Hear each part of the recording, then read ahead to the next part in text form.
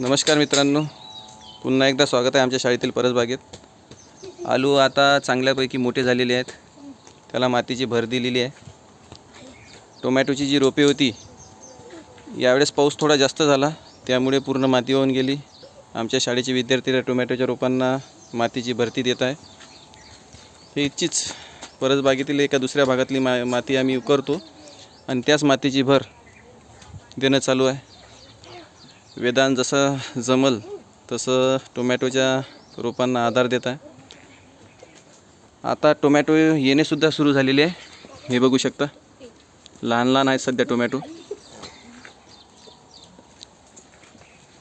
ही जी आता वांग्याची रोपे आहेत, हिचे वांगेसुद्धा चांगले मोठमोठे झालेले आहेत, बघू शकता. अशा प्रकारे ही आमच्या शाळेची परसबाग जिल्हा परिषद